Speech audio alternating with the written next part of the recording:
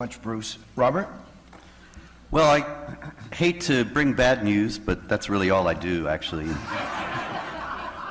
The fact is, people have been asking me yesterday and today, as well as at pretty much everywhere else that I speak, what can we do to encourage the moderates?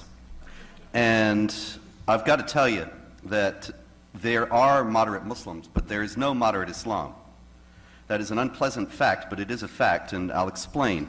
Now, moderate Muslims, people usually assume that that means Muslims who believe different things from the jihadis, that they don't believe that it is part of their religious responsibility to wage war against unbelievers. They don't believe that they should hate Jews and kill them. They don't believe that they should subjugate women and non-Muslims as inferiors in the society under an institutionalized system of discrimination and harassment. There is actually no such Islam. People talk in the West and they take advantage of our ignorance about Islam to mislead people into complacency. I'll give you an example. There is a 512-page fatwa against terrorism by a Pakistani Islamic theologian named Muhammad Tahir al-Qadri. And about 5 or 10 times a day, Muslims write to me and they say, "You say Islam is not a religion of peace. You should read Tahir al-Qadri." So I did. And luckily, you know, it's the wonders of the internet age, I was able to get a PDF and search it. And so what I did was I searched it for the Quran passages that exhort Muslims to commit violence and wage war against unbelievers. Because if he's really going to be presenting an alternative form of Islam, then it would be just commonsensical, would it not, for him to take up those passages and explain why Muslims should not take them as marching orders today. And I searched for chapter 9, verse 5, slay them wherever you find them. Chapter 4, verse 89, slay them wherever you find them. Chapter 2, verse 191, slay them wherever you find them. Chapter 9, verse 29, fight against the Jews and the Christians until they're subjugated and pay the tax. Chapter 47, verse 4, when you meet the unbelievers, strike at their necks, behead them. And others of that kind. 512 pages, he never mentioned any of those verses. Now, do you understand the implications of that? This is supposed to be a piece saying that terrorism is wrong and Muslims should not engage in it, and he never addressed any of the justifications that the jihad terrorists use to show that what they're doing is Islamically correct. That's not a reform kind of Islam. That's not a moderate Islam. That's a big, extensive, elaborate effort to deceive unbelievers and make us ignorant and complacent about the jihad threat. You cannot reform something, you cannot fix a problem without acknowledging that there's a problem, you see. And there is no moderate Islam. There is no version of Islam that does not teach warfare against unbelievers and their subjugation.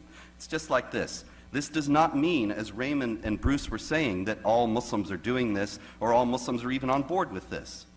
But it's just like in the Catholic Church. The Catholic Church teaches, as part of its official teaching from the Pope and so on, contraception is wrong, contraception is immoral, don't contracept.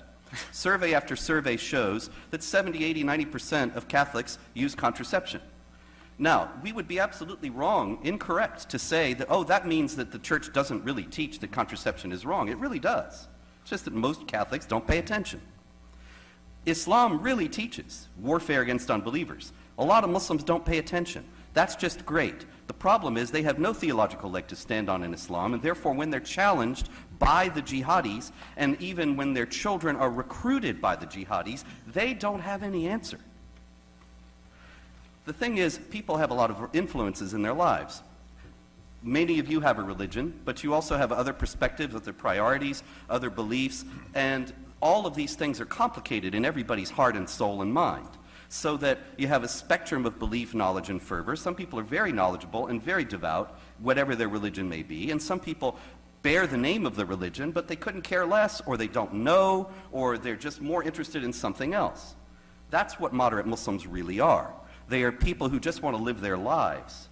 If you talk about Muslims who are aware that the Quran and the example of Muhammad and Islamic law all teach warfare and conquest and subjugation of unbelievers, and who reject that, and who say that must not be done, you're talking about maybe 5 or 10 people.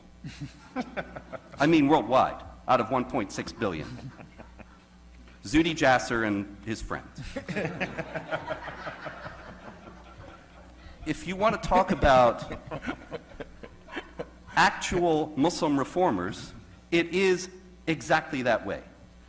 But if you want to talk about Muslims who just aren't going to take up arms against us at any time, well, that's millions upon millions of people. The problem is, when the chips are down, where will they side? They will side with the Muslims who are waging war. That is where their allegiance is. They probably won't do anything.